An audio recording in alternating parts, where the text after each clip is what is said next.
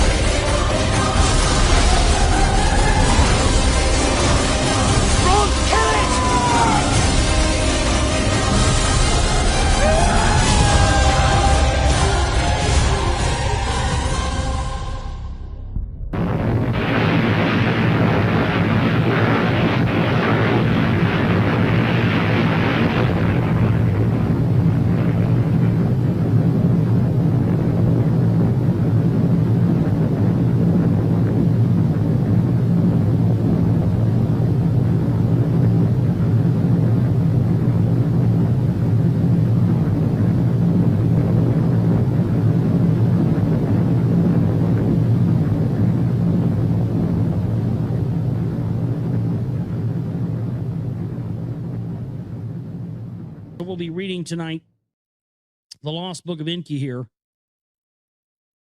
This is the introduction. Some 445,000 years ago, astronauts from another planet came to Earth in search of gold.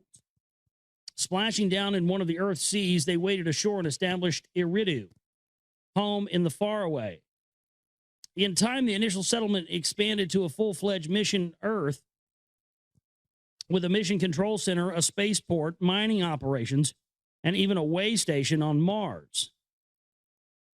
And there's lots of evidence of that. I mean, it absolutely is to me, no coincidence. And anybody wants to make you believe it's a coincidence is a liar. That the original area of what is now Iraq, formerly Mesopotamia, was called, before it was Mesopotamia, was called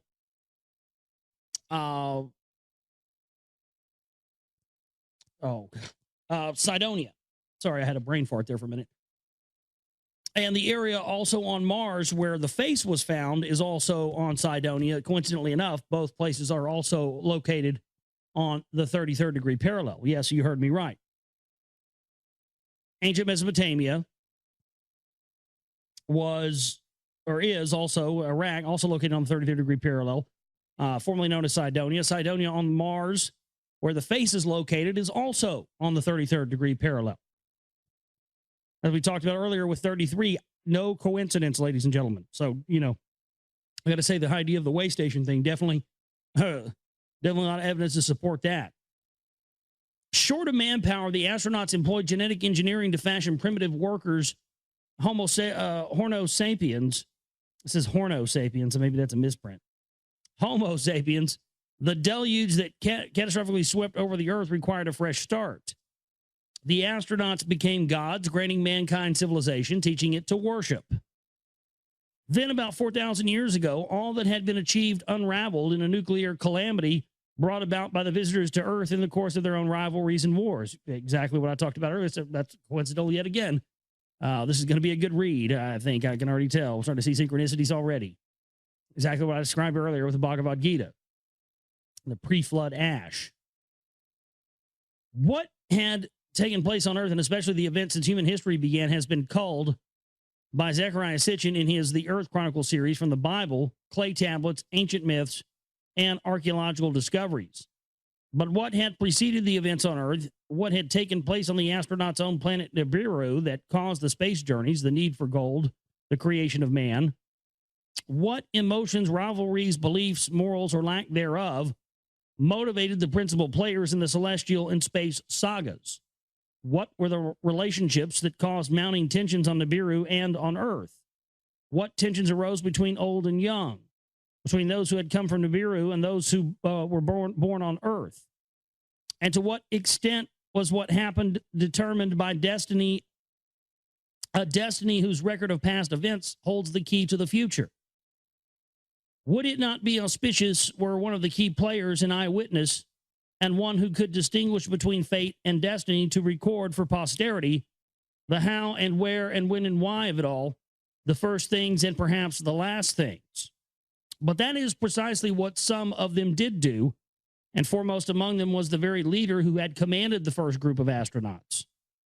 Scholars and theologians alike now recognize that the biblical tales of creation, of Adam and Eve, the Garden of Eden, the Deluge, the Tower of Babel, were based on texts written down millennia earlier in Mesopotamia.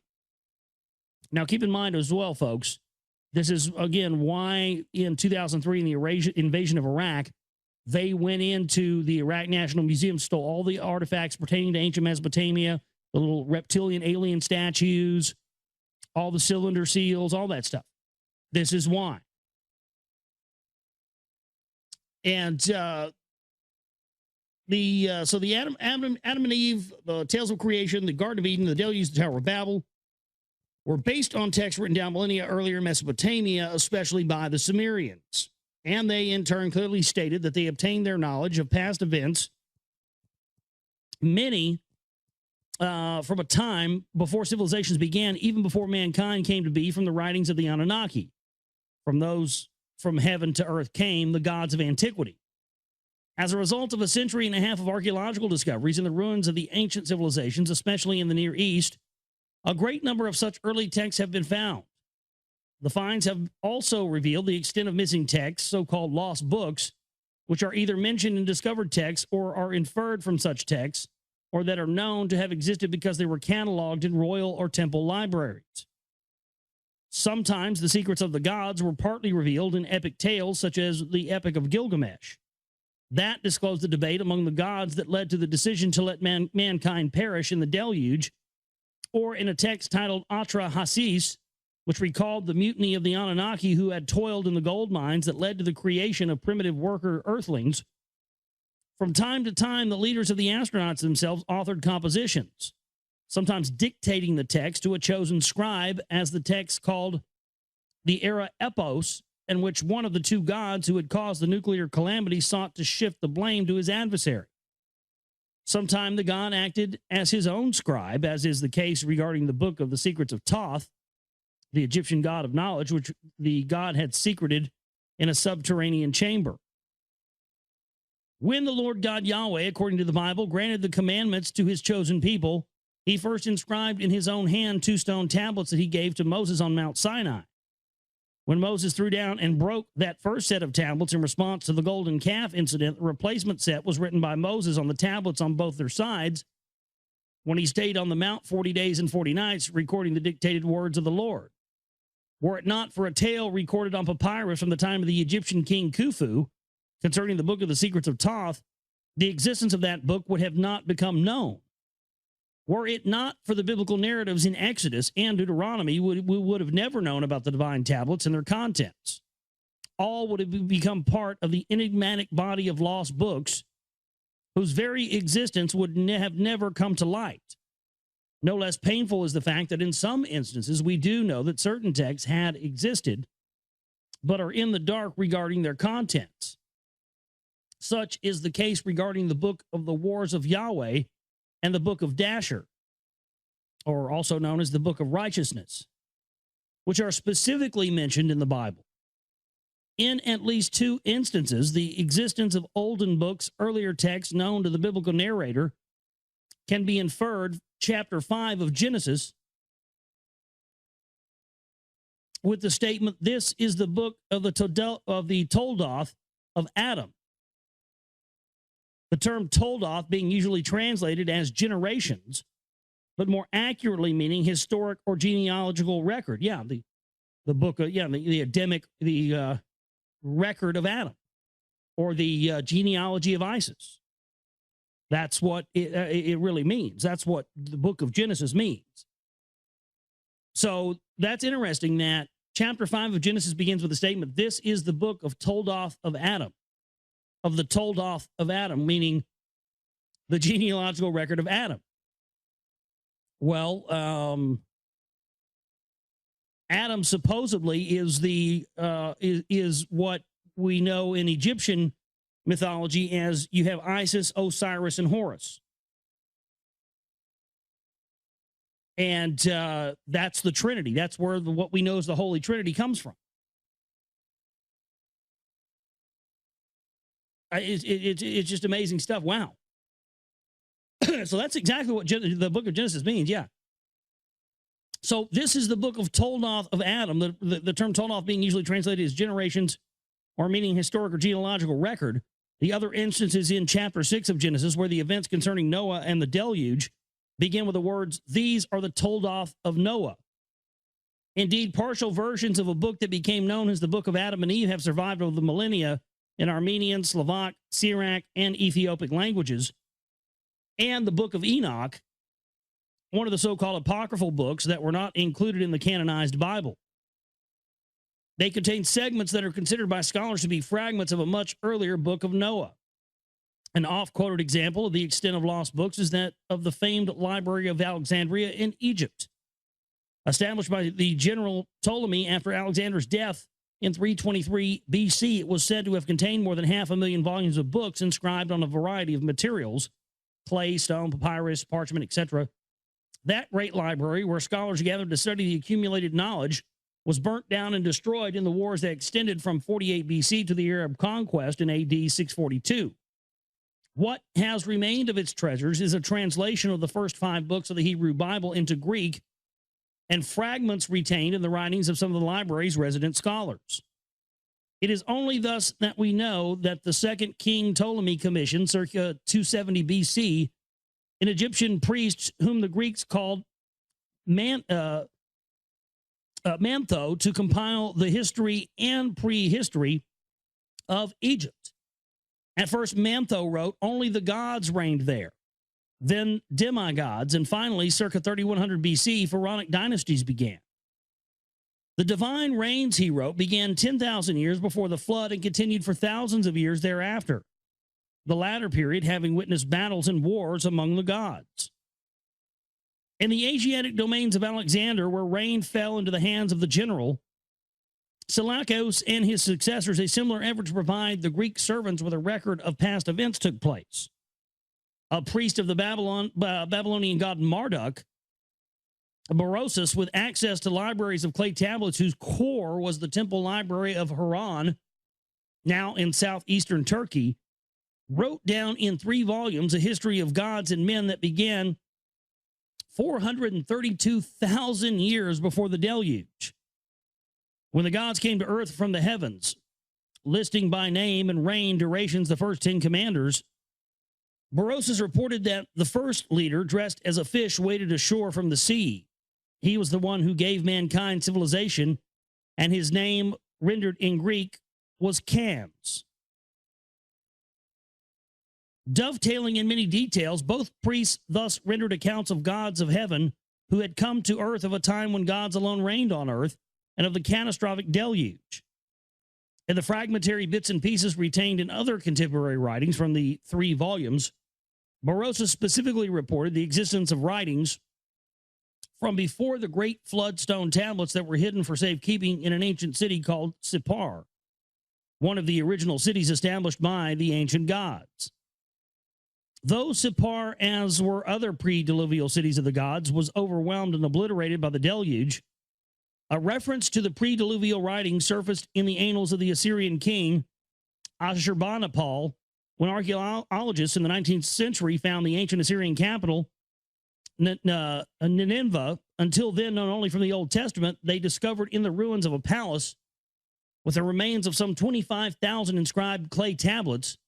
An assiduous collector of olden texts, Ashurbanipal boasted in his annals, "The god of scribes has bestowed upon me the gift of the knowledge of his art. I have been initiated into the secrets of writing. I can even read the intricate tablets in Sumerian. I understand the enigmatic words in the stone carvings from the days before the flood." It is now known that the Sumerian or Sumerian civilization had blossomed in what is now Iraq almost a millennium before the beginning of the Pharaonic age in Egypt, both to be followed later by the civilization of the Indus Valley in the Indian subcontinent. It is now also known that the Sumerians were the first to write down the annals of tales of gods and men, from which all other peoples, including the Hebrews, obtained the tales of creation of Adam and Eve, Cain and Abel, the deluge, the Tower of Babel, and of the wars and loves of the gods, as reflected in the writings and recollections of the Greeks, Hittites, Canaanites, Persians, and Indo-Europeans. As all these olden writings attest, their sources were even earlier texts, some found, but many lost. The volume of such early writings is staggering. Not thousands, but tens of thousands of clay tablets have been discovered in the ruins of the ancient Near East. Many deal with or record aspects of daily life, such as trade or workers' wages and nuptial contracts. Others, found mostly in palace libraries, constitute royal annals. Still others, discovered in the ruins of temple libraries or of scribal schools, constitute a group of canonized texts. A secret literature that were written down in the Sumerian language and then translated to Akkadian, the first Semitic language, and then other ancient languages. And even in those early writings going back almost 6,000 years, references are made to lost books, texts inscribed on the stone tablets. Among the incredible, to say fortunate, does not fully convey the miracle finds in the ruins of ancient cities and their libraries. There are clay prisms inscribed with the very information about the 10 pre-Diluvian rulers and their 432,000 years total reign to which Berosus had referred, known as the Sumerian king lists. Let me get a drink here.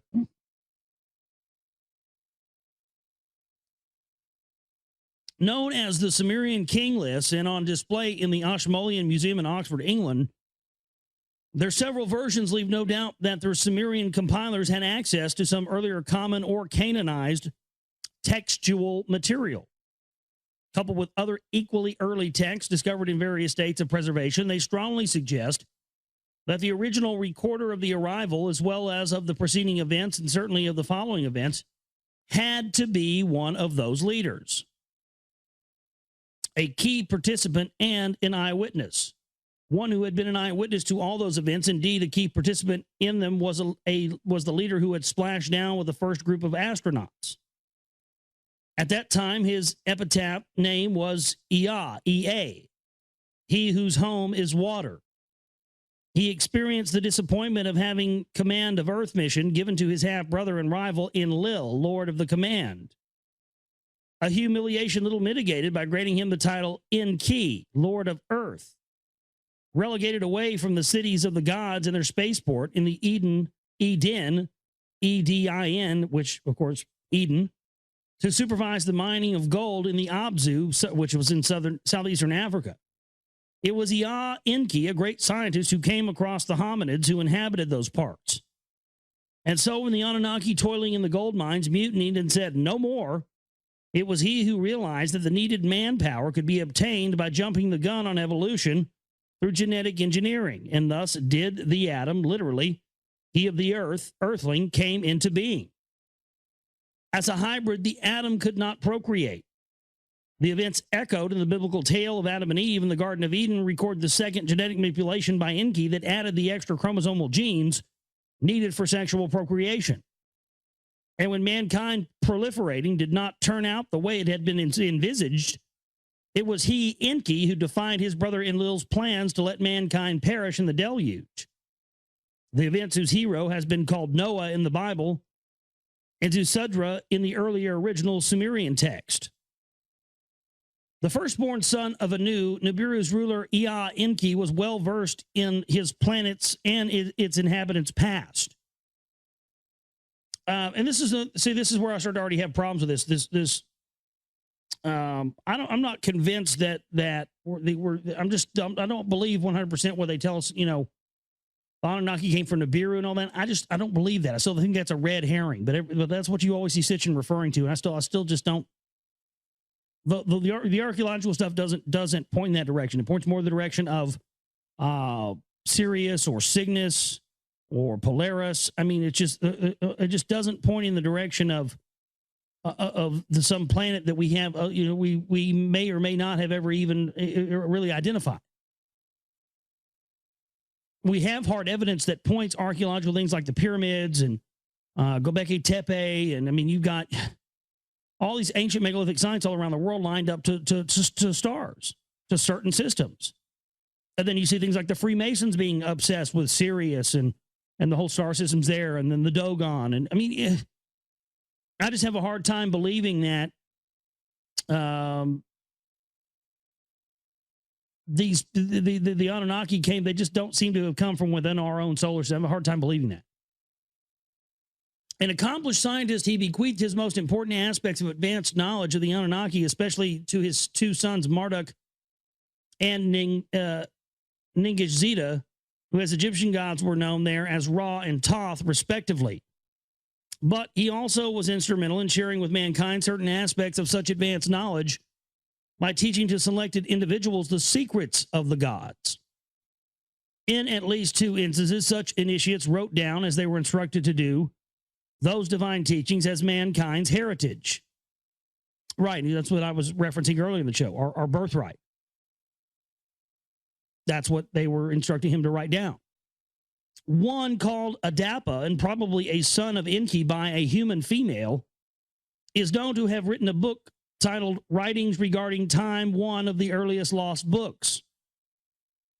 The other, called the Edmund Durang, let me get this right, the Enmed Uranki, E-N-M-E-D-U-R-A-N-K-I, the Enmed Uranki, another one of the books that was supposed to be our birthright, was in all probability the prototype of the biblical Enoch, the one who was taken up into heaven after he had entrusted his sons the book of divine secrets, and of which a version has possibly survived in the extra-biblical book of Enoch. Though the firstborn of Anu, he was not destined to be his father's successor on the throne of Nibiru. Complex rules of succession, which reflected the convoluted history of their planet, gave the privilege to Enki's half-brother Enlil. And Enlil is also that's where the whole thing of, Jesus and the devil comes from, that whole dynamic. That's in Enlil and Enki. That's what the 2 twin towers represented, Enlil and Enki. It's a pretty good signal of bringing those things down, bringing down Enlil and Enki, that, these custodial rulers definitely, you want to get down to who really pulled off 9/11, there you go. In the effort to resolve the bitter conflict, both Enki and Enlil ended up on a mission to an alien planet Earth, whose goal was needed to create a shield for preserving Nibiru's dwindling atmosphere. It was against that background, made even more complex by the presence on Earth of their half-sister Ninarshag, the chief medical officer of the Anunnaki, that Enki decided to defy Enlil's plans to have mankind perish in the deluge. The conflict carried on between the 2 half-brothers' sons, even among their grandchildren. The fact that all of them, and especially those born on Earth, faced the loss of longevity that Nibiru's extended orbital period provided, added personal agonies and sharpened ambitions. It all came to a climax in the last century of the 3rd millennium BC, when Marduk, Enki's firstborn by his official spouse, claimed that he and not Enlil's firstborn son, Ninurta, should inherit the Earth. The bitter conflict that included a series of wars led in the end to the use of nuclear weapons. And that's what I was mentioning earlier when the listener had asked me about, the sun symbols. And that's why I said I think it has something to do with nuclear weapons and extraterrestrials, because, Polaris, the long-range nuclear missiles launched by submarines, and also the just the whole thing with how they use nuclear weapons on Earth, and that being the North Star and all those sun symbols. Again, when you see those depictions of the sun in Egyptian things or anything else, it's not that doesn't always mean our sun or our star. It could mean someone else's a star somewhere else. That's what people never think. They never teach you that in school. People need to know that information. It's very key. It changes everything once you know that.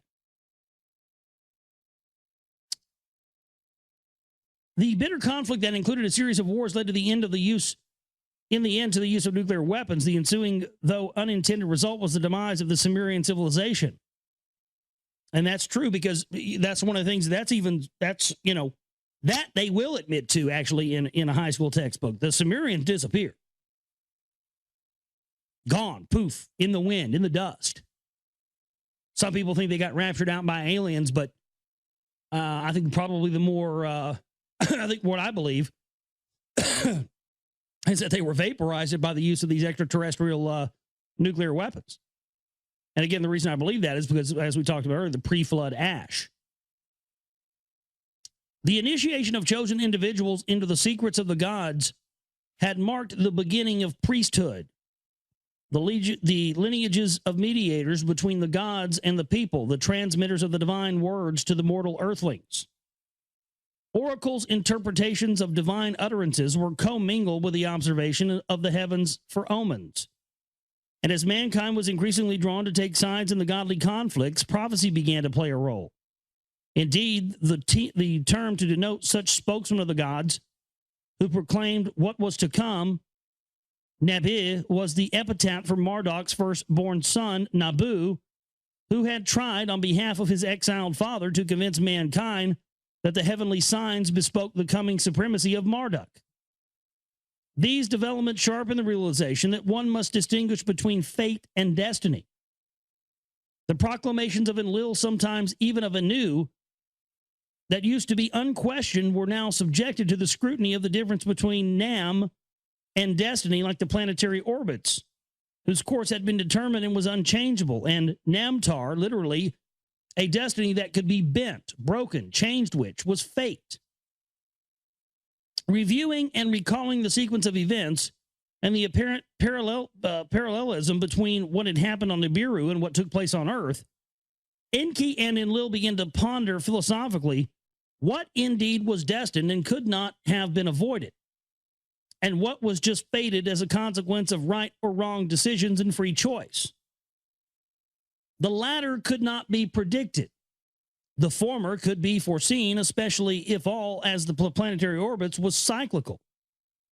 If what was shall be again, if the first things shall also be the last things. The climactic event of the nuclear desolation sharpened soul-searching among the leaders of the Anunnaki and raised the need to explain to the devastated human masses why it came to pass this way. Was it destined, or was it just the result of an Anunnaki-made fate? Was anyone responsible? Is there someone accountable? In the councils of the Anunnaki on the eve of the calamity, it was Enki who stood alone in opposition to the use of the forbidden weapon. It was thus important for Enki to explain to the suffering remnants that the turning point in the saga of extraterrestrials, who had meant well but ended as destroyers, had come to pass, and who but Ea Enki, who was the first to come and be an eyewitness to it all, was the most qualified to tell the people so that the future could be divined, and what was the best way to tell that it was all a first-person report by Enki himself. This is kind of in broken English. I apologize. I know how to read, but and the best way to tell it was all as a first-person report by Enki himself. It's just, I don't think Zacharia Sitchin spoke good English. It's just, I'm reading it exactly as it is on the page. And some of this stuff I'm having to like improvise because it's just bad English. I hate that. It's like every time I find a book I want to read, it's written by a fucking first grader. It sucks. That he had recorded his autobiography is certain, for a long text stretching over at least 12 tablets was discovered in a library. Nippur quotes Enki as saying, "When I approached the earth, there was much flooding. When I neared its green meadows, heaps and mounds were piled up at my command. In a pure place, I built my house. An appropriate name I gave it."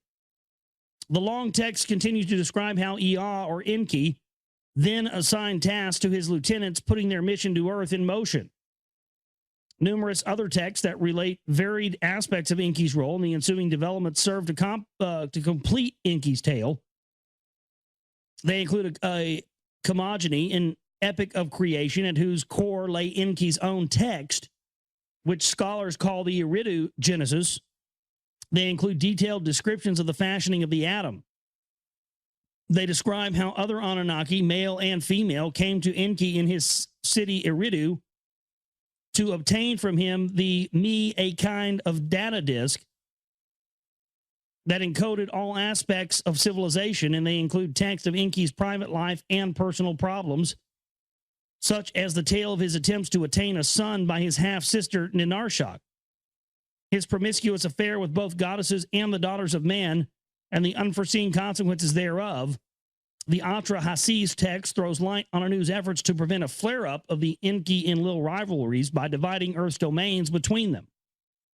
And texts recording the events preceding the deluge render almost verbatim the debates in the Council of the Gods about the fate of mankind and Enki's subterfuge known as the Tale of Noah and the Ark tale known from the Bible, until one of its original Mesopotamia versions was found in the tablets in the Epic of Gilgamesh.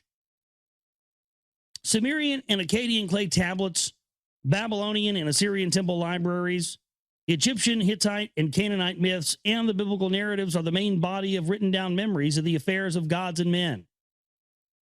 For the first time ever, this dispersed and fragmented material has been assembled and used by Zacharia Sitchin to recreate the eyewitness accounts of Enki, the autobiographical memoirs and insightful prophecies of an extraterrestrial god. Presented as a text dictated by Enki to a chosen scribe, a book of witnessing to the unsealed, to be unsealed at an appropriate time. It brings to mind Yahweh's instructions to the prophet Isaiah. Now come, write it on a sealed tablet as a book and engrave it. Let it be the witnessing until the last day, a testimony for all time.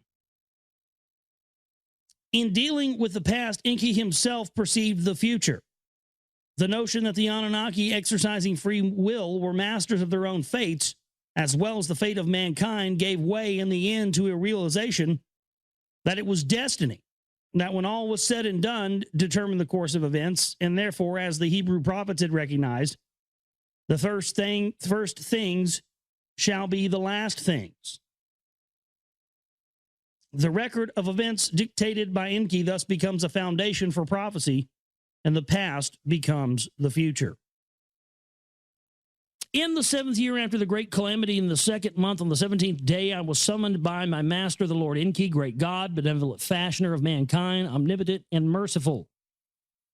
I was among the remnants of Eridu who had escaped to the arid steppe just as the evil wind was nearing the city. The evil wind nearing the city, a nuclear blast. And I wandered off into the wilderness to seek withered twigs for firewood. And I looked up, and to behold, a whirlwind came out of the south. Maybe it was a UFO landing. There was a reddish brilliance about it, and it made no sound. Well, a lot of UFOs have been described as making no sound, haven't they? And as it reached the ground, 4 straight feet spread out from its belly, and brilliance appeared. I mean, come on. 4? You got to give me a fucking break. You know? 4 little feet come right out of it. Lands just classic flying saucer here. You know? This is what I'm saying. Are you now you read that and it just makes total sense to you why the first thing they did during the invasion of Iraq in 2003 was to invade the Baghdad Museum and take all of these cylinder seals and clay tablets that have all this information in it. You know, when people started figuring out that, you know, it openly talks about UFOs landing on the ground, that started to become a problem for the power structure, considering Saddam Hussein was about to create this gigantic new library and put all of this stuff out there for people to see. And what they were going to see, he was going to also reveal was that the inhabitants of Iraq that originated there from ancient Mesopotamia were truly God's chosen people. And that was actually the land talked about in biblical times, and that, you know, the Jews and what we know as Semites, not non-Arabs, were the imposters. So, that combined with, a library where you could go see for yourself and translate for yourself stuff like this, where it's clearly talking about UFOs landing on the ground. I mean, my goodness, now you know what this whole thing has been about. Now you know why they're obsessed with antiquities. 4 straight feet spread out from its belly, and the brilliance appeared. Brilliance means a bright light. So 4 legs came out of a whirlwind with no sound, and a bright light came out of the center of it. And I threw myself to the ground and prostrated myself, for I knew that it was a divine vision. Of course, UFOs land. These people don't have any idea what this technology is. Their only reference point is that it's God's. And when I lifted my eyes, there were 2 divine emissaries standing near me. And they had the faces of men, and their garments were sparkling like burnished brass. And they called me by name and spoke to me, saying, "You are summoned by the great God, the Lord Enki. Fear not, you are blessed. And we are here to take you aloft and carry you unto his retreat in the land of Megan, on the island amidst the river of Megan, where the sluices are." Sluices. S-L-U-I-S-E-S. Don't know what that is, but S-L-U-I-C-E-S. Sluices. And they spoke, the whirlwind lifted itself as a fiery chariot and was gone. And they took me by my hands, each one grasping me by one hand, and they lifted me and carried me swiftly between the earth and the heavens. Yeah, our first documented abduction here. And carried me between the earth and heavens as the eagle soars, and I could see the land and the waters. I mean, my goodness, classic UFO abduction. The plains and the mountains, and they let me down on the island at the gateway of the great God's abode. And the moment that they let go of my hands, a brilliance as I had never seen before engulfed and overwhelmed me. And I collapsed on the ground as though voided of the spirit of life. My life senses returned to me as if awakened from the deepest sleep by the sound of the calling of my name. I was in some kind of an enclosure. It was dark, but there was also an aura. Then my name was called again by the deepest of voices. And although I could hear it, I could not tell whence the voice came, nor can I see whoever it was that spoke. And I said, "Here I am." Then the voice said to me, "In Dubsar, offspring of Adapa, I have chosen you to be my scribe, that you write down my words on the tablets." And all at once there appeared a glowing in one part of the enclosure. And I saw a place arranged like a scribal workplace, a scribe's table and a scribe's stool. And there were finely shaped stones upon the table, but I saw no clay tablets nor containers of wet clay. And there lay upon the table only one stylus, and it glistened in the glowing as no reed stylus ever did. That was a computer. You scribed it on a computer, yeah. And the voice spoke up again, saying, "In Dubsar, son of Eridu city, my faithful servant, I am your Lord Enki. I have summoned you to write down my words, for I am much distraught by what has befallen mankind by the great calamity. It is my wish to record the true course of the events, to let gods and men alike know that my hands are clean. Not since the great deluge had such a calamity befallen the earth and the gods and the earthlings. But the great deluge was destined to happen. Not so the great calamity. This one, 7 years ago, need not have happened. It could have been prevented, and I, Enki, did all I could to prevent it. Alas, I failed. And was it fate or was it destiny? In the future shall it be judged, for at the end of days a day of judgment there shall be. On that day the earth shall quake, and the river shall change course. And there shall be darkness at noon, and a fire in the heavens in the night. The day of the returning celestial God will it be. And who shall survive, and who would perish? Who shall be rewarded, and who will be punished? Gods and men alike on that day shall it be discovered. For what shall come to pass by what had passed shall be determined. And what was destined shall in a cycle be repeated. And what was fated and only by the heart's will occurring for good, or I shall for judgment come. The voice fell silent. Then the great Lord spoke up again, saying, "It is for this reason that I will tell the true account of the beginnings and of the prior times, and of the olden times. For in the past the future lies hidden. For 40 days and 40 nights shall I speak, and you will write. 40 shall be the count of the days and the nights of your task here. For 40 is my sacred number among the gods. For 40 days and 40 nights you shall neither eat nor drink. Only this once of bread and water you shall partake, and it shall sustain you for the duration of your task. And the voice paused, and all at once there appeared a glowing in another part of the enclosure. And I saw a table, and upon it a plate and a cup. And I rose up there too, and there was bread on the plate and water in the cup. And the voice of the great Lord Enki spoke up again, saying, In Dubsar, eat the bread and drink the water, and be sustained for 40 days and 40 nights. And I did as directed. And therefore the voice directed me to sit myself at the scribal table, and the glowing there intensified. I could see neither door nor aperture where I was, yet the glowing was as strong as the midday sun. And the voice said, In Dubsar, the scribe, what do you see?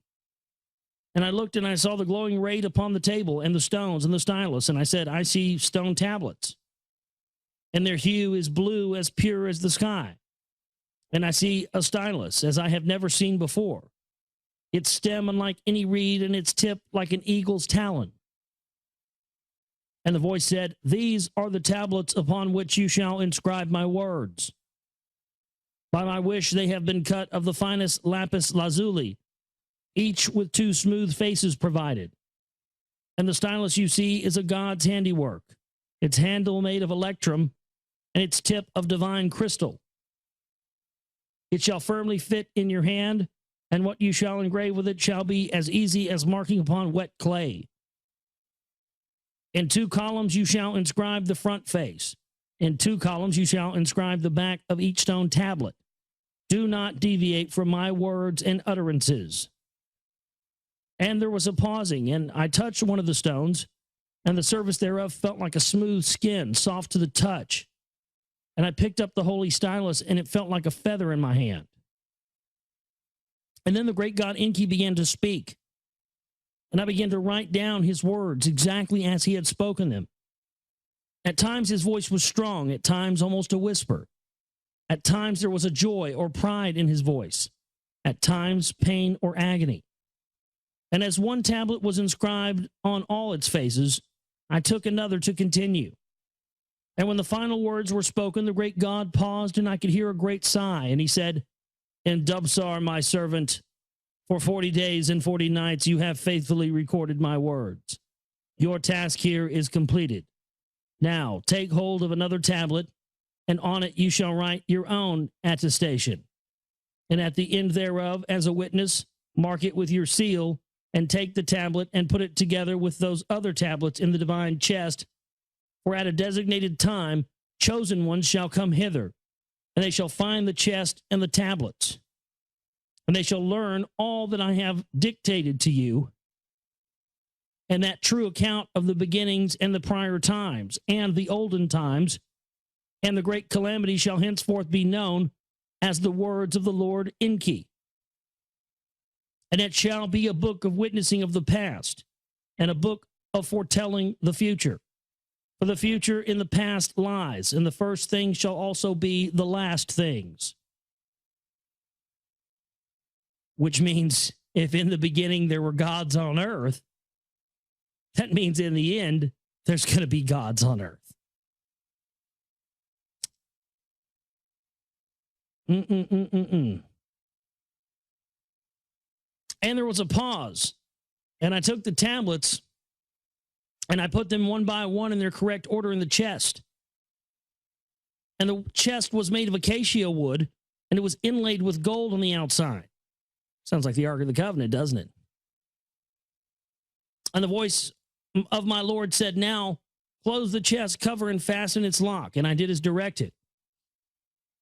And there was another pause, and my Lord Enki said, And as for you in Dubsar, with a great God you have spoken. And though you have not seen me in my presence, you have been. Therefore you are blessed, and my spokesman to the people you shall be. You shall admonish them to be righteous, for in that lies a good and long life.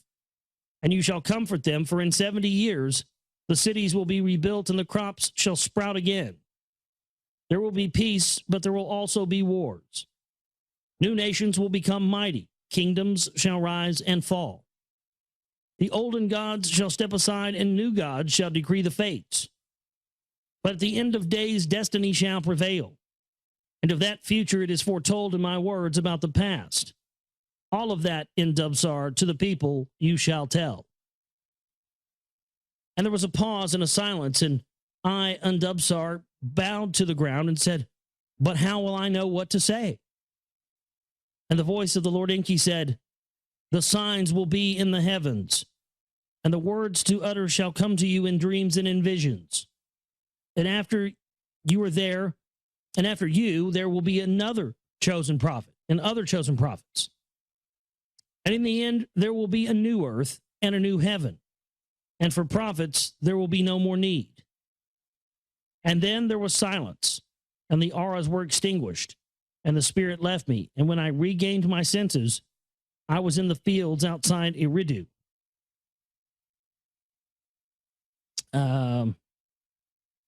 So there you go. There's the end of that. Now we're moving on here. The words of Lord Enki, synopsis of the first tablet, lamentation over the desolation of Sumir. We're going to continue in our reading from the Lost Book of Enki. Interesting stuff here. And especially interesting to sort of, that's why I wanted to follow up the Gods of Eden that we read with William Bramley with this one. You know, follow up. Now that we got the premise, now that we figure, you know, we've gotten that added into the vocabulary. I think that was the best thing I think that I took away from reading that. And hopefully you took that away too, was that it sort of added, you know, the other pieces of the picture to this worldview of, you know, the New World Order and the Illuminati and the whole thing. It did for me anyway. And I think that now that since we've done that, now reading, you know, actually stuff that's, you know, from the Sumerian tablets and whatnot is highly interesting. So we're going to jump back into that. TheGlobalReality.com. That's www.theglobalreality.com. That is my website where this broadcast originates from. And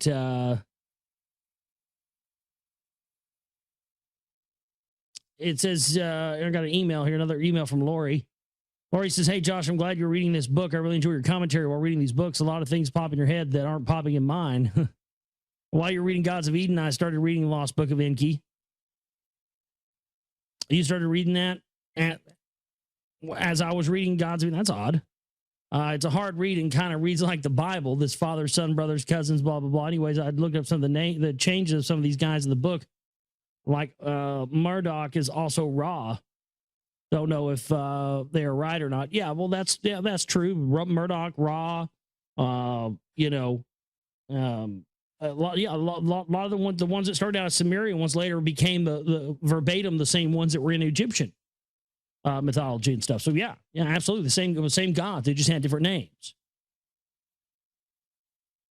But anyway, there you go. So thanks so much to Lori for that. Again, chipping banner donate button is there at the website, and we need to be getting in more support than we have over this past week. We need an influx of cash right now because we're just trying to get getting back on the track and get back on getting be able to get the film out very soon. I'm shooting for middle of July for Secret Ride Volume 2. And just trying to, you know, after losing a couple of weeks with all the stuff that was going on, I'm trying to get back on doing that. So any support we can get, chipping banner donate button, anything we can get in right now would be great. And we don't get a lot of stuff over the weekends when we don't have shows, and you know, we could really use it right now. So because what I mean, with paying the stream bill and stuff right now, we're not going to have anything we're going to be at zero after that. So we could use some help right now. I want to put that out there and let everybody know that it is serious. I'm not just saying, you know, donate like it's every day or something. We do need to get some stuff in. You know, if you're hearing this on a rebroadcast or something, then please donate if you can. All right. Synopsis of the first tablet, lamentation over the desolation of Sumer.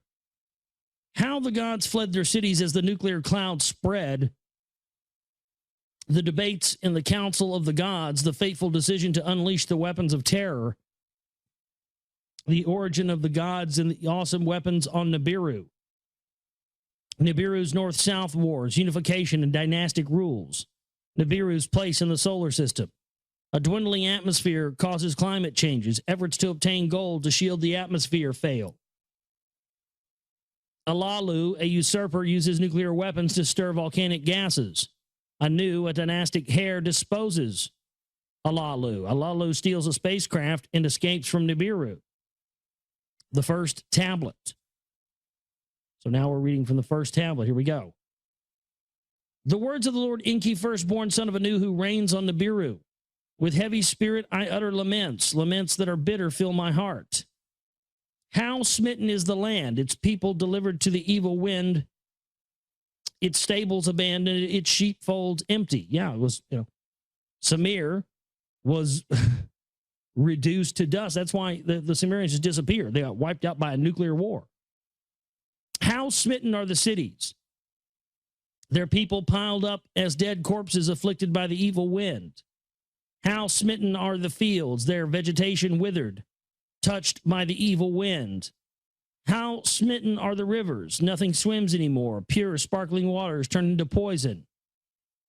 Of its black-headed people, Sumer is emptied, gone is all life. Of its cattle and sheep, Sumer is emptied, silent is the hum of churning milk. In its glorious cities, only the wind howls, death is the only smell. The temples whose heads to heaven arose by their gods have been abandoned. Of lordship and kingship command there is none. Scepter and tiara are now gone. On the banks of the two great rivers, once lush and life-giving, only weeds grow. No one treads the highways, no one seeks out the roads. Flourishing Sumer is like an abandoned desert. How smitten is the land, home of gods and men. On that land a calamity fell, one unknown to man. A calamity that mankind had never before seen, one that could not be withstood. On all the lands from west to east, a disruptive hand of terror was placed. The gods in their cities were helpless as man. An evil wind, a storm born in a distant plain, a great calamity wrought in its path. A death-dealing wind born in the west, its way to the east is made, its course set by fate. A storm devouring as the deluge by wind and not by water, a destroyer by poisoned air, not tidal waves overwhelming. By fate, not destiny, was it engendered. The great gods and their council, the great calamity had caused. By Enlil and Nirhashag, it was permitted. I alone for a halt was beseeching. Day and night to accept what the heavens decree, I argued, to no avail. So he's basically saying he tried to stop it. They wouldn't listen to him. Ninurta, Enlil's warrior son, and Nergal, my very own son, poisoned weapons in the great plain, then unleashed them. That an evil wind shall follow the brilliance we knew not. Thy now cry in agony. They act like they didn't know what these weapons were going to do. They'd never used them before. You almost see them as almost in the same place that we are now with our technology. It's almost as if that's where they were at, a little bit more advanced than us. They could travel places, but before anybody ever dropped a nuclear weapon, nobody knew what it was going to do, even though they had that technology, and knew about it, but just didn't, they didn't know. Seems like this was kind of the same way. In their holy cities, the gods stood disbelieving as the evil wind toward Sumer made its way. One after another, the gods fled their cities, their temples abandoned to the wind. In my city, Eridu, as the poison cloud approached, I could do nothing to stop it. Escape to the open steppe, to the people I gave instructions. With Enki, my spouse, the city I abandoned. In his city, Nippur, place of the bond heaven earth, Enlil could do nothing to stop it. The evil wind against Nippur was onrushing in his celestial boat, UFO. Pretty clear, celestial boat. Give me a break. Enlil and his spouse hurriedly took off. Yeah, Yeah, sure. Yeah, the tough gods, these almighty, all powerful, all loving gods, puke. Drop nuclear weapons on us, then get in their fucking spaceships and haul ass out of here. Sounds familiar, doesn't it? As above, so below, right? Sounds like what they want to do to us. The past is prologue. Like what it said at the beginning of this, something to that effect. What's happened in the past determines the future. So the gods, the extraterrestrials, they dropped nuclear weapons on us and they hauled ass in their spaceships and got the fuck out of here and then, left us all down here to die. That very well could be what's going to happen again. A lot of evidence pointing that direction, isn't there?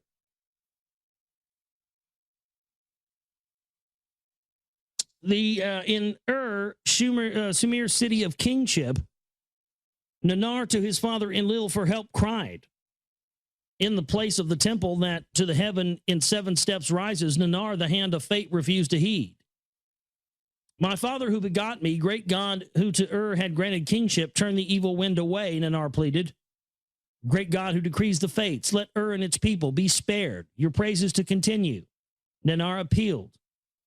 Enlil answered his son, Nanar, noble son, your wondrous city kingship was granted, eternal reign it was not granted. Take hold of your spouse Ningal, flee the city. Even I who decree fates, its destiny I cannot bend. Thus did Enlil my brother speak, alas, alas, not a destiny it was. A calamity none greater since the deluge, gods and earthlings has befallen, alas, not a destiny it was. The great deluge was destined to happen.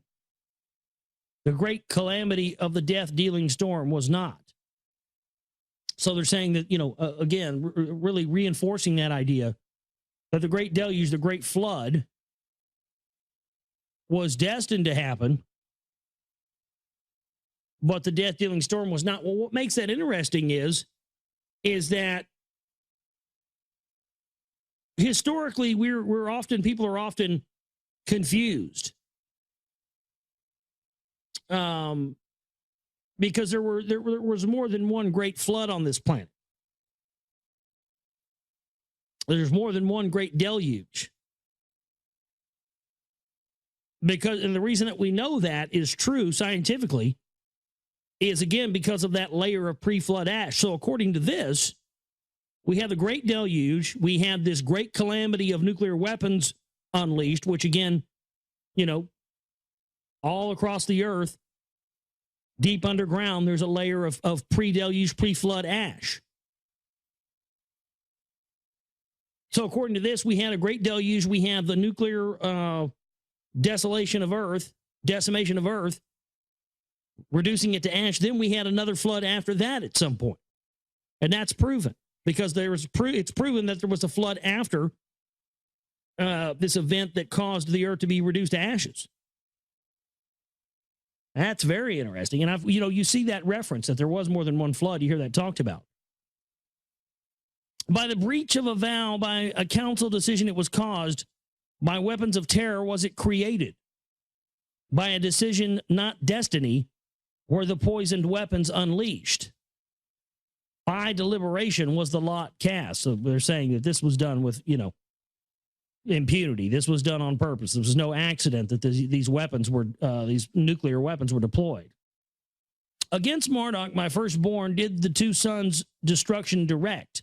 Vengeance was in their hearts. Ascendancy is not Marduk's to grasp. Enlil's firstborn shouted, with weapons I shall oppose him, Ninurta said. Of people he raised an army, Babili as earth's navel to declare. Nergal, Marduk's brother, so shouted. In the council of the great gods, words of venom were spread. Day and night I raised my opposing voice. Peace I counsel, deploring haste. For the second time the people have raised his heavenly image. Why does opposing continue? I asked in pleading. Have all the instruments been checked? Did not the era of Marduk in the heavens arrive? I once more inquired. Ningish Zeta, my very son, other signs of heaven cited. His heart, I knew, Marduk's injustice to him could not forgive. Nanar to Enlil on on Earthborn was unrelenting too. Marduk, my temple in the north city, his own abode made, so he said. Ishkur, Enlil's youngest son, demanded punishment. In my lands to whore after him the people he made, he said. Utu, son of Nanar, Marduk's son Nabu, his wrath directed. And this goes on, and this is like on and on. This is like an argument. I'm going to, I'm going to fuck you up. No, I'm going to fuck you up. I'm going to fuck you up. No, I'm going to fuck you up. On, pissing contest, essentially. Nergal, lord of the lower domain, ferociously was demanding, let the olden weapons of terror for obliteration be used. The olden weapons of terror for obliteration, meaning that those were, something from the weapons of the past of this civilization. Kind of like what we see people in the future will see nuclear weapons on Earth. Let the olden weapons of terror for obliteration be used. At my own son I gazed in disbelief, for brother against brother the terror weapons have been forsworn. Sounds familiar. I mean, why do we think we're in a constant state of war? I mean, that was what Bramley's sort of whole premise for the gods of Eden. Well, there you go. That's all we know. That's what the people who created us, or who we call gods, who we are the victims of a gigantic science experiment of. We are, no wonder nobody's ever tried to, no wonder other extraterrestrial races haven't tried to get a hold of us, man. No, we're the bastard sons of the universe. We are. We're the redheaded stepchildren of the galaxy. And we wonder why we arm against each other and why we have weapons, and we're all people, man. Why do we want to kill each other? Because the people of the bloodlines who were in positions of power around the globe, from presidents to congressmen to senators to royalty to the crown to all across the board, banking houses, religious institutions, all of these bloodline people are trying to become gods themselves. And to become like their gods, their creators, our creators, to become like them because they feel that because they're of the pure bloodline, that gives them the right to do it. It gives them the right to do everything that their creators did. And if that means endless war and everybody killing each other, then so be it, because that's what they did. For brother against brother, the terror weapons have been forsworn. Instead of consent, there was silence. In the silence, Enlil opened his mouth. Punishment there must be. Like birds without wings, the evildoers shall be. Marduk and Nabu of our heritage are depriving us of our heritage. Let them deprive the place of the celestial chariots.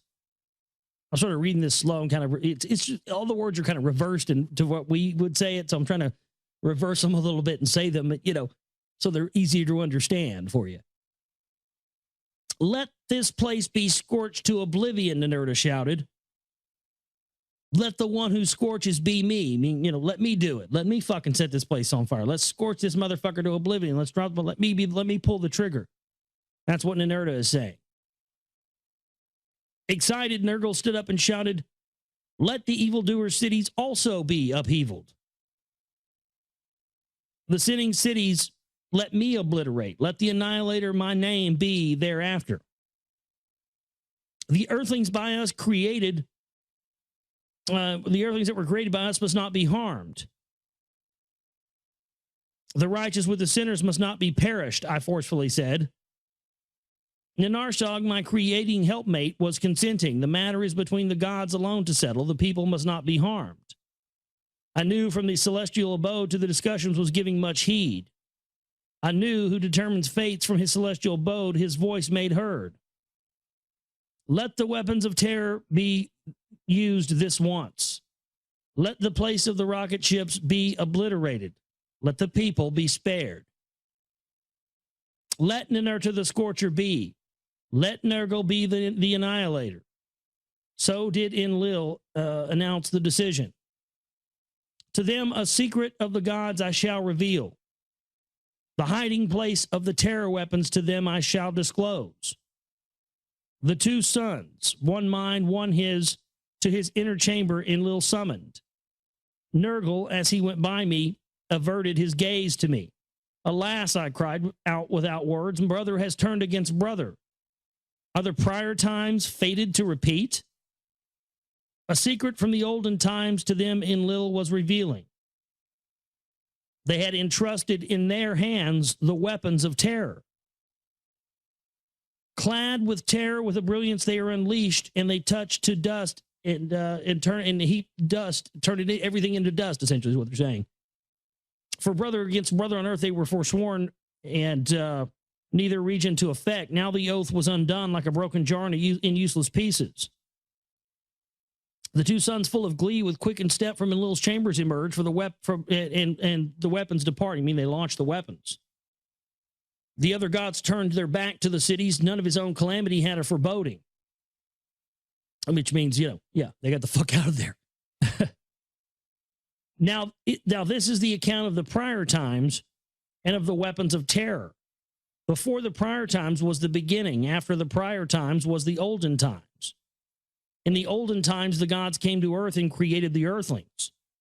In the prior time, none of the gods were on earth, and the earthlings were not yet fashioned. They were not yet made. In the prior times, the abode of the gods was on their own planet. Nibiru is its name. A great planet, reddish in radiance, around the sun, an elongated circuit Nibiru makes. It has a long orbit, allegedly. For a time in the cold is Nibiru engulfed, for part of its circuit by the sun strongly is it heated. So every time it does a rotation, it gets so close to the earth that it heats up. But because it's got such a slow orbit, life was able to flourish there, essentially is what they're saying. A thick atmosphere envelops Nibiru by volcanic eruptions. All manner of life this atmosphere sustains, but without the atmosphere, there will only be dying, perishing. In the cold period, the inner heat of Nibiru keeps the planet warm, like a warm coat. In the hot period, it shields Nibiru from the sun's scorching rays. In the midst, I guess in the springtime, it rains and it holds and releases to lakes and streams, giving rise. Lush vegetation, our atmosphere feeds and protects. All manner of life in the waters and on land has been caused to sprout.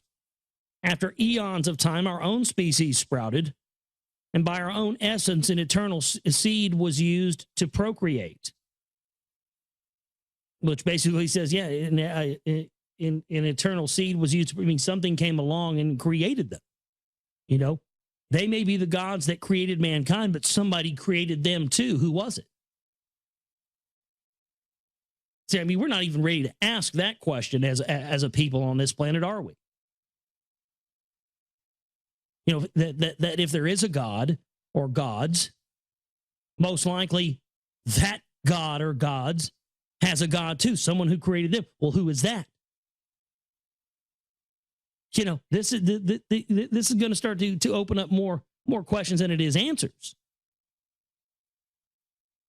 As our numbers grew to many regions of Nibiru, our ancestors spread.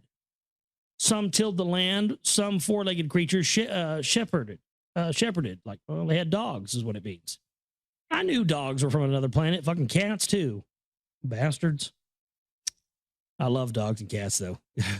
They're great. Fucking love them. And sometimes, man, you get a good one. You're like, man, you are not from this planet. My cat, I don't know where the fuck planet my cat's from.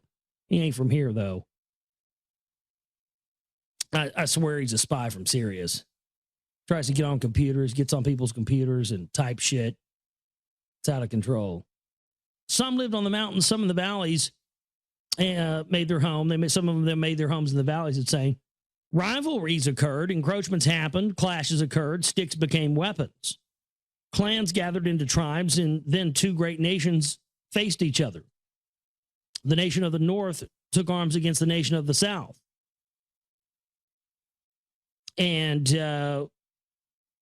it talks about that they threw spears, which they call missiles, and they weapons of thunder and brilliance. You increase the terror. So they started out with, sticks, and then it became weapons, guns, and then missiles, and then weapons of thunder. So, it kind of sounds like the evolution of our weapons, doesn't it? You know, first it was sticks, then it was, you know, bows and arrows and you know, spears and all that and swords. Then it became, you know, bullets and missiles and weapons of thunder, which, you know, that's our modern day weaponry, isn't it? Weather warfare, HARP and chemtrails. So, I mean, that almost, wow, that almost sounds like there was, you know, an evolution of weapons in the same way we've seen an evolution of weapons. A war long and fierce engulfed the planet. Brother amassed against brother. There was death and destruction both north and south. For many circuits, desolation reigned the land and all life was diminished. So for many orbits, for many rotations around the sun, there was no life on Nibiru at all. Then a truce was declared and peacemaking was conducted. Let the nations be united, the emissaries said to one another. There they are forming their world order. So that's just great, isn't it? They have a war, brother against brother on the whole planet. Everybody wipes everybody out except for a few, and then the few that are left form a new world order where everybody's united. Sound familiar? I mean, that's what as above, so below means, folks. That's why they take that so seriously. As in the macrocosm, so in the microcosm. I mean, it looks like this is lining up to be our fate as well. Well, you know what? Just as it said here, is it fate or is it destiny? It was destiny for that flood to happen, but it was the fate of them to be wiped out by nuclear weapons. Well, this doesn't have to be our fate. Our fate can be determined by our actions or our inactions. But if we continue to not, you know, do anything, if we, you know, I mean, my goodness, like I've talked about, we got listeners in like 30-something countries now. We get our listenership has just been going through the roof, but yet we have 3 or 4 or 5 out of, you know, hundreds and hundreds of thousands of listeners that donate and support our work. Are we going to choose to do like we've always done and be lazy and assume this is somebody else's problem to handle? Or are we going to step up and change fate? Because if not, then this is what is going to be our fate. If we don't get involved and do something, this is going to be our fate. We are going to suffer the same fate that the people of old did. And something tells me the elite want it that way. That's exactly what they're planning.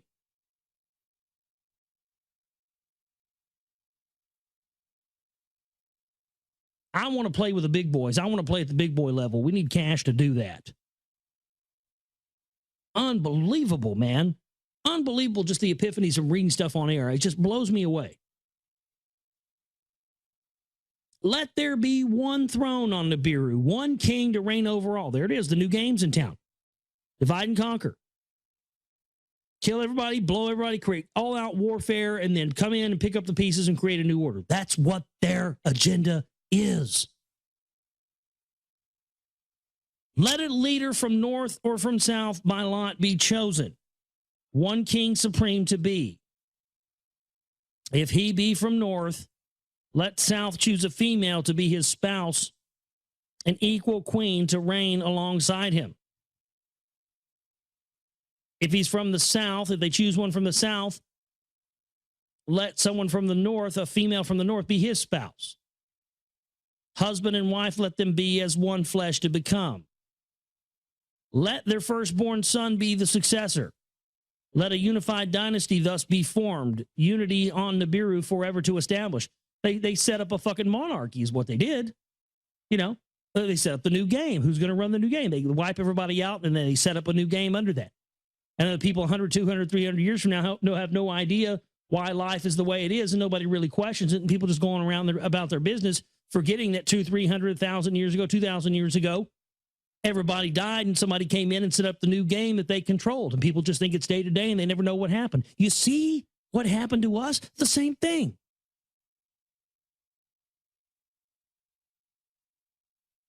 They did it here. They did it on their planet, and then they seeded us with the ability to do it again ourselves. We've gone down the same road they are. You know, you see these, we call them vicious cycles. a father is an alcoholic and a wife beater. And so, and then the son grows up and becomes an alcoholic and a wife beater. And then his son grows up and becomes, and it's a vicious cycle. But all it takes to break that vicious cycle is one person standing up and saying, no more, not me. I'm not going to be the one that continues that vicious cycle. It ends here. And that's what we have to do as a people, folks. It's our only hope. We have to say, no, we are not going to allow this to play out the way it's played out before. Every person on this planet needs to know this information. We've got to get this out to the people. People need to know that our destiny is going to be death and destruction and the setting up of a new power structure, resetting the game, resetting the table, starting it all over again. And that's exactly what they want to do, because that's what their predecessors did. Their gods, the ones that tinkered on earth and created us in this whole thing. But someone can stand up to this eventually and say no more. And by God, there's never been a better time than now. It's got to be us. We have to be the ones that say, no, no, no. This vicious cycle ends here. Otherwise, it's going to continue on. And that's exactly what the elite want. And I bet they never counted on the fact we'd ever even identify it. But now that we have, it can't be held back anymore. The royal throne into one flesh combined, an unbroken line of kingship established, just like they did on earth. The first king after peace was made, a warrior of the north he was, a mighty commander. He was true and fair to the people. He was chosen because his degrees were accepted by all of the people. He built a splendid city to live in, and it was called Agade, which meant unity. So see how even the title of the city was uniting, bringing everything together, bringing together the new order. For his reign, a royal title he was granted, and it was the Celestial One. His name was On. And his name On means the Celestial One.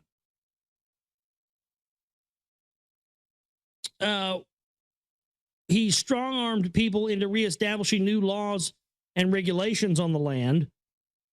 He appointed governors for each land and created restoration and reclamation tasks for the people. Of him in the royal annals, thus it was recorded, on the lands unified, peace on Nibiru he restored. He built a new city, the canals he repaired, provided people to the food, and there was abundance in the lands. For his spouse from the south, a maiden he had chosen for both love and warring, she was known. On 2 was her royal title. Cute. On 2, T-U, like number 2. And the leader who is On spouse, the given name cleverly did mean, yeah, On 2. Yeah, it even says, oh, it's clever. It was cute that they did that. She bore On 3 sons and no daughters. The firstborn by her named Enki. Enki. You see, like Anu, Na, Ki. Now it's just Enki. Now you're starting to see the lineage. See this? That's what this is. That's why he said, this is the preface. This is of the times that came before. Well, that's what we're reading here. This is unbelievable. This is an account. I didn't know this. I wasn't aware of this. Wow. It's mind-blowing now that I'm reading this, now that I figured out what this is. Wow, man. This is killer. This is a genealogical record of the generations of people that came before what we know as the Anunnaki. This is the record of their lineage and of their lives and of what they did. And the reason this is important to us, this is amazing. I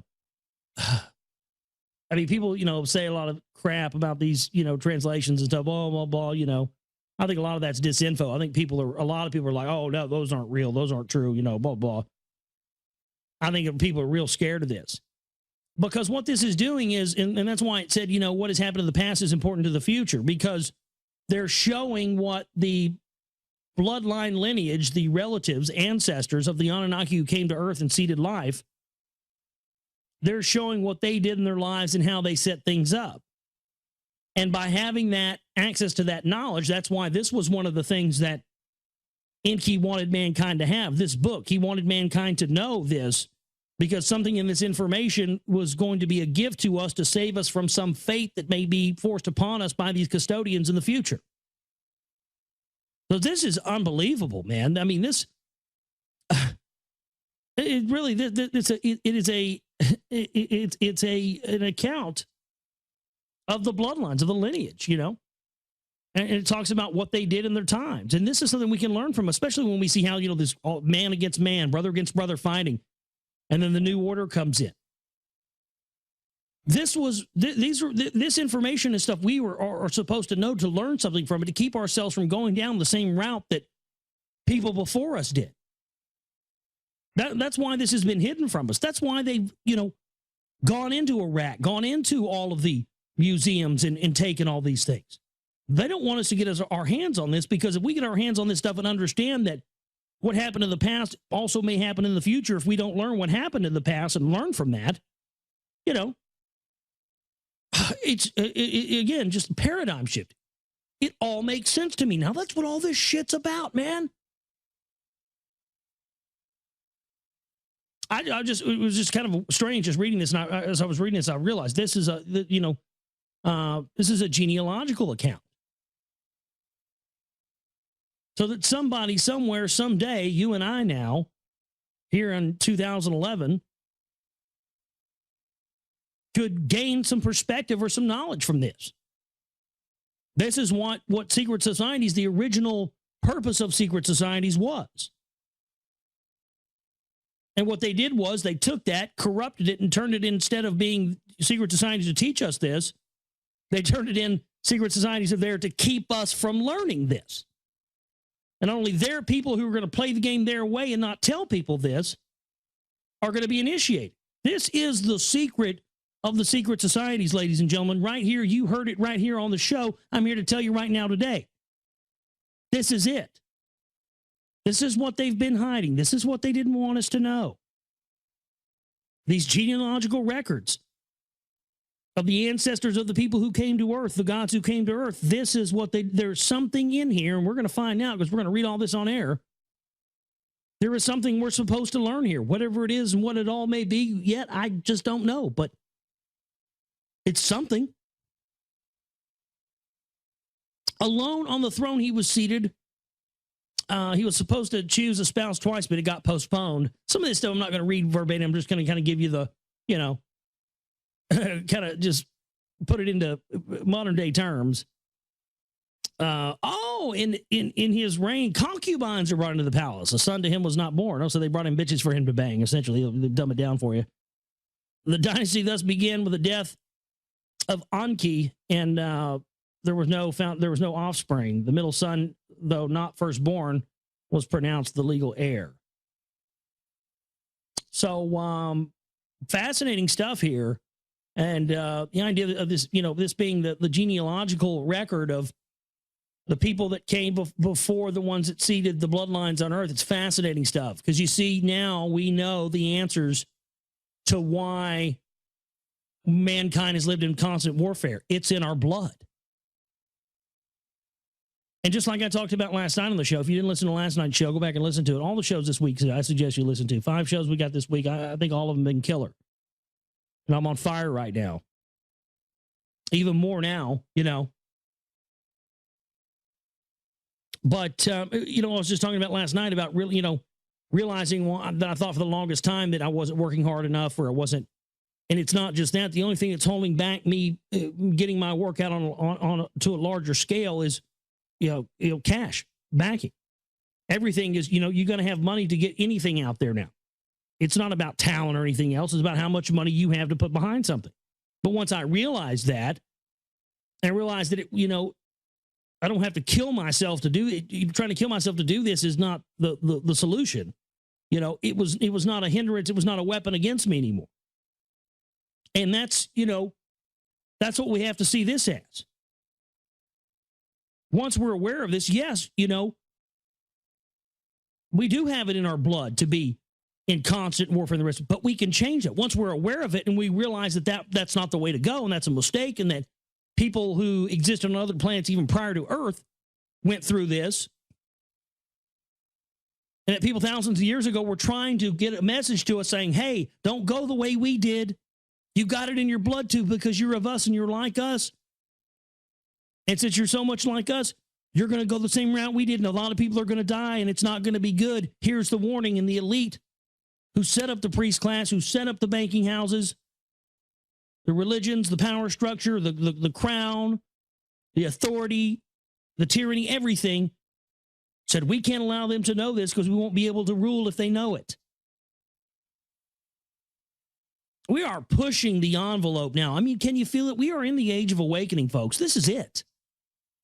All is going to be revealed. It is being revealed right now on this show as you're listening.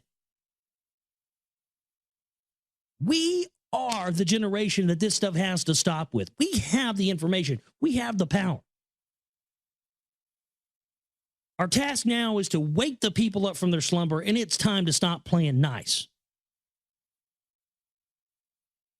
I hope you'll send this broadcast to somebody. I hope you'll get it out there when it appears on YouTube, when it appears on my archives. Get it out there. Let people hear it, man. Let's do this. God, this is unbelievable. Every day is a new mind-blowing, paradigm-blowing day for me. I mean, every day. You know, and it should be for you too. If you're staying on top of your research, you're paying attention to stuff like what I do, it will be. Never give up. Never let up.